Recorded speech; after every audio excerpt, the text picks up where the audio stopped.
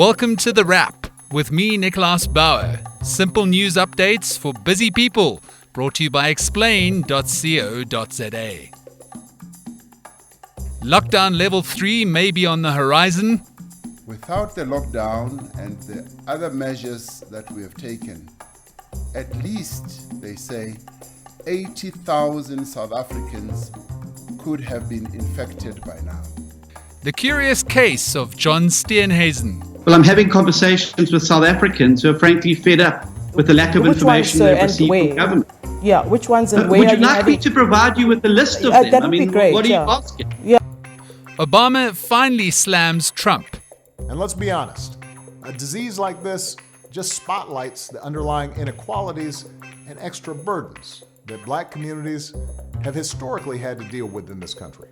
And South African maid walk through sanitizer tunnels in a localist lacquer innovation to fight COVID-19. All that and more as we traverse the world of current affairs on The Wrap. So, let's dive in. What a wild week it's been. In the space of 24 hours, South Africa went from wannabe communist state with one foot in the gulag to a caring government that is sorry about its mistakes. Well, that's the vibe you got if you live on social media. More on that in a moment. But first, to lockdown or not to lockdown. Some scientists say the lockdown was unscientific and that it should be lifted immediately. One such scientist is Dr. Glenda Gray. She's one of the 51-member Ministerial Advisory Committee that's essentially responsible for guiding South Africa's Department of Health in the response to the coronavirus pandemic. It's the body that's headed up by Dr. Salim Abdul Karim. And it would seem opinions divided within that committee about when and how the lockdown should be lifted. The business and labour communities are also putting their weight behind the call for the ease of the lockdown to take place immediately. They say that in order to save the economy, already deep in the doldrums, the government needs to ease the restrictions to level 2 at least, and they need to do it soon. South Africa's Health Minister, Willem Mkhize, is on the other side of the seesaw though. He says that the lockdown has helped to flatten the curve initially, and that it's provided maximum benefit from a health point of view, and is concerned that cases will spike once the lockdown is lifted. Here's where we stand as of May the 17th. South Africa has almost conducted 440,000 tests. We've confirmed to have 14,355 cases of the coronavirus pandemic. Of that, 261 people have lost their lives, while almost 6,500 have recovered. It's a delicate balancing act, and I wouldn't want to make that decision. The economy or lives.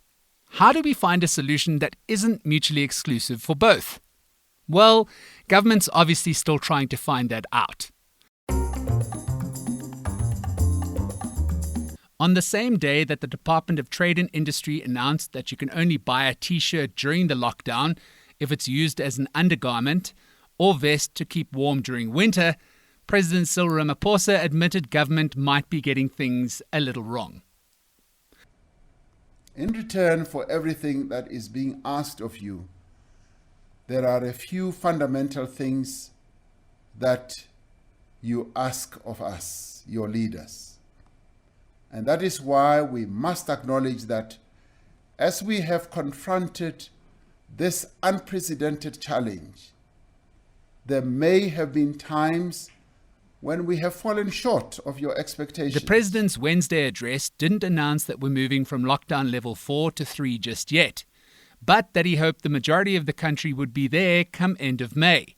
But with the serious caveat that areas of high infection may need to stay on level 4. Ramaphosa also managed to do something that hardly any politician does regularly. He said sorry. Some of the actions we have taken have been unclear, some have been contradictory, and some have been poorly explained, and some have evoked a lot of anger. So that's all well and fine. And there has been a little walk to go with that talk. The day after his speech, e-commerce was opened up in its entirety. finally recognizing that perhaps buying things online is good in the context of preventing people from interacting with one another. Duh. Ramaphosa also confirmed that South Africa has secured an additional 25,000 beds for quarantine and that 11 billion rand has been paid out from the Unemployment Insurance Fund to 2 million South Africans employed by 160 companies. But words aren't going to bring back Collins Khoza, the man that died during lockdown after soldiers and police manhandled him in his home. Words aren't also going to feed the thousands of people left hungry after lockdown left them without a livelihood, and food parcels started disappearing into the hands of corrupt politicians. Don't get me wrong, I appreciate the sentiment, Cyril, but your government isn't going to improve just because you said so. Although the president might not be the only one that thinks things are because he said so. While Ramaphosa has been accused of sleeping at the wheel, John Steenhuisen has made sure nobody could sleep through his shouting match with a journalist this week. Well, how would South you have Africans are begging for clarity. I need to know which South Africans. Sir, please let me speak. Sir, please let me speak. I've respected you. Provide with a list. You've said that you're speaking to South Africans. I'd like to know which South Africans you're speaking to, sir. As the DA's interim leader, Steenhuisen is leading the charge for an abrupt end to the lockdown, saying that there's no longer sufficient scientific evidence to continue keeping South Africans at home. And while some epidemiologists on government's own ministerial advisory team are saying it might be time to reel in the lockdown, the official opposition have thus far been advised by experts with limited knowledge of epidemiology, the medical field that actually deals primarily with diseases. So it's all a big gamble. Open up the economy too soon and more people will die from COVID-19. Leave it on lockdown indefinitely and people may die from hunger as they are forced into poverty. So while Steenhuisen and the DA may have a point, the standoff with the SABC's Flo Letwaba didn't endear him to a lot of people. But I'm very glad the president's got you in his corner because he's obviously been speaking to you. All right, I'm not going to get a rational conversation here, but thank you very much for giving us your time there. That's the DA leader, John Steenhuisen, joining us. And the great thing about politics is that every so often you have an election to see exactly how many people a politician speaks for. Local elections are only a year away, and I'm not too sure if screaming during television interviews will be a great vote spinner.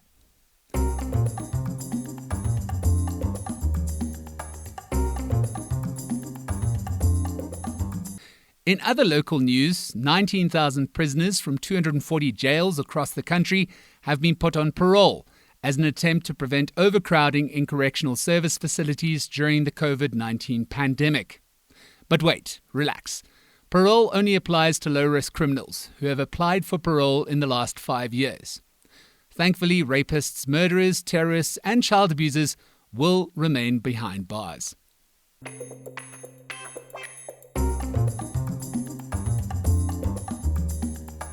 Moving abroad now, as the globe dials back lockdown restrictions, a return to life before COVID-19 seems to be gathering momentum quickly. People are flooding not only malls and restaurants, but beaches are reopening around the world. As the Northern Hemisphere's summer arrives, beaches from the UK to the USA, Greece to China, France and Thailand are seeing thousands of people working on their tan. And although ticketed entry and temperature checks are some of the controls in place to help maintain social distancing, you have to ask yourself if it's worth risking your life for some time in the sun. Although infection rates are dropping, the danger has not disappeared.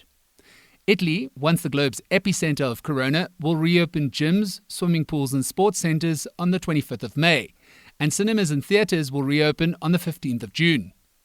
But their Prime Minister Giuseppe Conte says this is all a calculated risk. Conte, like so many other leaders, need to do a delicate balancing act. Restart the economy after 2 months of lockdown without risking more death. Italy says 31,763 people have now died with the virus there, the third highest figure behind the US and the UK, with over 90,000 and almost 35,000 fatalities respectively. People are still dying and will die until a vaccine is found. We are by no means out of the woods. In the US, for instance, COVID-19 has killed more people than US soldiers were killed in their wars in Vietnam, Iraq, and Afghanistan combined. And this week, former US President Barack Obama criticized his successor Donald Trump's handling of the coronavirus crisis. Obama broke with the tradition of staying out of your successor's politics and called Trump's handling of the crisis an absolute disaster. This pandemic has finally torn back the curtain on the idea that so many of the folks in charge know what they're doing. A lot of them aren't even pretending to be in charge. Not too surprising since it is election season, with Obama's old Vice President Joe Biden due to take on Trump in November. And the fact that Obama did leave a pretty good playbook on how to handle pandemics when he left the White House in 2017. While Trump has done some, let's say, rather outrageous things. Supposing we hit the body with a tremendous, whether it's ultraviolet or just very powerful light, and I think you said that hasn't been checked, but you're going to test it. And then I said, supposing you brought the light inside the body, which you can do, either through the skin or in some other way. And I think you said you're going to test that too. Sounds interesting.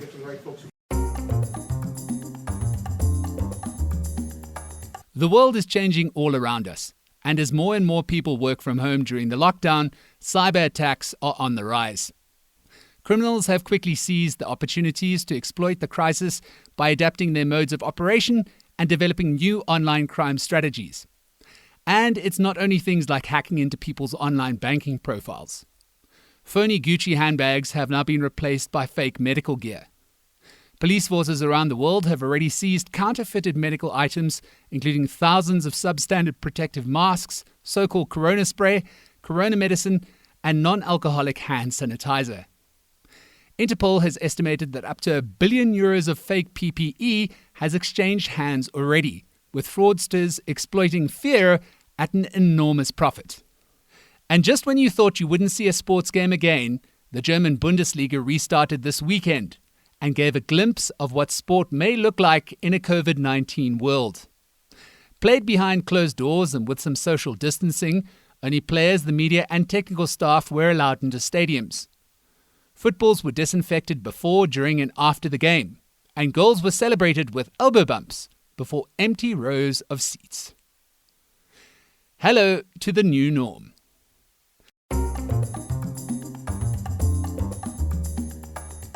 And last but not least, some inspiration for you.